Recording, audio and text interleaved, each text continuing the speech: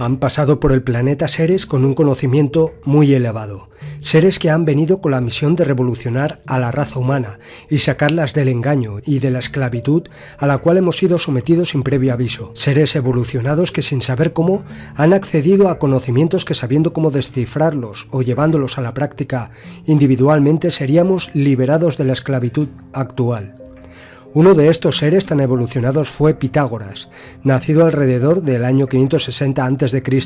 en la isla de Samos. Fue un filósofo y matemático griego considerado el primer matemático puro. Contribuyó de manera significativa en el avance de la matemática helénica, la geometría, la aritmética, derivadas particularmente de las relaciones numéricas y aplicadas, por ejemplo, a la teoría de pesos y medidas, a la teoría de la música o a la astronomía. Respecto a la música, sus conceptos fueron los pilares fundamentales en la armonización griega y son los utilizados hoy en día. Es el fundador de la escuela pitagórica, una sociedad que, si bien era de naturaleza predominantemente religiosa, se interesaba también en medicina, cosmología, filosofía, ética y política, entre otras muchas disciplinas. El pitagorismo formuló principios que influyeron tanto en Platón como en Aristóteles y de manera más general en el posterior desarrollo de las matemáticas y en la filosofía racional en Occidente. Este ser tan evolucionado sabía que todo el universo utiliza los números como idioma universal, las matemáticas como idioma universal. Además sabía y conocía el tema de la reencarnación, lo llamaba la transmigración de almas. Respetaba tanto la vida animal que era vegetariano. Incluso decía que antes de recoger plantas para comérselas había que pedir permiso a Madre Tierra. Era un ser con un gran sentido de la espiritualidad, muy evolucionado. Pero como ocurre con todos estos avatares que vienen para liberar a la humanidad con conocimientos tan evolucionados, borraron casi toda la información que existe de su persona. Los datos verificables sobre la vida de Pitágoras son escasos. No existen textos de su autoría ni biografías firmadas por sus contemporáneos. Los primeros escritos detallados, que datan de entre 150 y 250 años después de su muerte, se basan en historias transmitidas de manera oral y muestran grandes diferencias entre sí. Asimismo, muchos mitos y leyendas se forjaron en torno a su persona, motivados probablemente por el mismo Pitágoras, pero también debido a la naturaleza de la doctrina pitagórica y sus seguidores. Una confraternidad hermética regida por símbolos místicos y costumbres esotéricas. Lo poco que se sabe de Pitágoras es que viajó a Egipto y allí seguramente estuvo adquiriendo conocimientos de matemáticas y astronomía. Entre sus profesores se mencionan a tres filósofos: Ferécides de Siros, a quien a menudo se describe como el maestro de Pitágoras, Tales, y el pupilo de este, Anaximandro. Se dice que también estuvo en Arabia, Fenicia, Babilonia e incluso la India. Pitágoras fundó una escuela filosófica y religiosa en Crotona, al sur de Italia, que tuvo numerosos seguidores. Se llamaban a sí mismos matemáticos. Vivían en el seno de esta sociedad de forma permanente, no tenían posesiones personales y eran vegetarianos. Hasta 300 seguidores llegaron a conformar este grupo selecto, que oía las enseñanzas de Pitágoras directamente y debía observar estrictas reglas de conducta. Sus máximas pueden sintetizarse como que en su nivel más profundo la realidad es de naturaleza matemática, que la filosofía puede usarse para la purificación espiritual, que el alma puede elevarse para unirse con lo divino, que ciertos símbolos son de naturaleza mística, que todos los miembros de la hermandad deben guardar absoluta lealtad y secretismo. Pero como siempre ocurre, los controladores, al ver que Pitágoras estaba enseñando unos conocimientos muy elevados, en el año 460 a.C., fueron atacados y suprimidos. Sus casas de encuentro saqueadas y quemadas.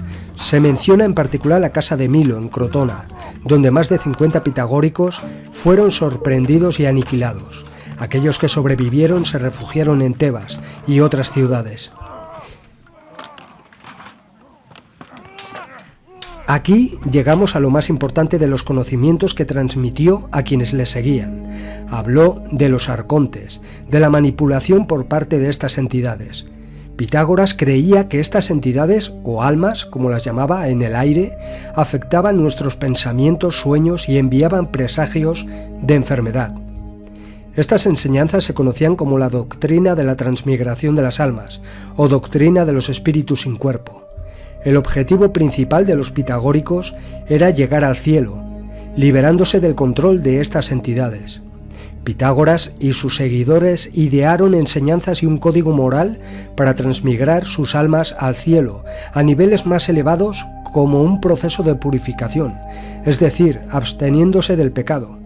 Los pitagóricos consideraban estas doctrinas como el foco central de sus enseñanzas, en las que buscaban purificar sus almas a través del conocimiento de la gnosis y un estricto código moral impuesto por los rituales y la disciplina diarios. Según uno de los más grandes filósofos de todos los tiempos, Aristóteles, fueron los primeros en determinar algo en filosofía moral. La palabra filosofía fue acuñada por primera vez por Pitágoras, quien es conocido entre la mayoría de los filósofos como el primer filósofo. Filosofía se deriva de la palabra griega filón, que significa amor, y de la otra palabra griega, sofía, que significa sabiduría. O sea que Pitágoras fue el primer gnóstico, que advirtió además de los arcontes, pero los nombró de otra manera. Él decía que existen entidades o almas en el cielo que infectan nuestras mentes y no nos dejan evolucionar. Los pitagóricos creían que para purificarse y ayudar a protegerse de las almas en el aire, que nos traen malos augurios, enfermedades y dolencias, un iniciado debe tener una buena moral y ética. Además, Pitágoras dijo que vivir inmoralmente es estar en desarmonía con el universo, y esto causa que una persona viva en el desorden y el caos, en las regiones más bajas del aire. Al hacerlo, una persona está sujeta a los espíritus incorpóreos malvados o demoníacos de las regiones inferiores. Estas enseñanzas son descritas también en el gnosticismo. Encontramos una versión posterior de la cita de Pitágoras: todo el aire está lleno de almas, cuando San Pablo hace mención a estas entidades en su carta a los Efesios, diciendo lo siguiente: porque nuestra lucha no es contra hombre de carne y hueso, sino contra los principados, contra las potestades, contra los dominadores de este mundo de tinieblas, contra los espíritus malignos del aire. Cuando Pitágoras, Pablo y otros más se refieren al aire, quiere decir que estas entidades están en dimensiones adyacentes a esta, que controlan desde esas dimensiones e infectan las mentes y almas de los seres vivos para que actuemos de la manera que ellos quieren. Es como lo que dijo don Juan Matus a Carlos Castaneda de esas mismas entidades, a las cuales los llamaba los voladores, que el depredador nos dio su mente. En el último libro del antropólogo Carlos Castaneda, El lado activo del infinito, en su capítulo Sombras de barro, de su tercera parte, figura el siguiente fragmento, que es donde se esboza la definición de estas entidades interdimensionales llamadas los depredadores, o conocidas por los chamanes del México antiguo como los voladores o los arcontes, seres inorgánicos. Esta es la razón por la cual Pitágoras y su grupo fueron perseguidos y eliminados, al igual que hicieron años después con los gnósticos.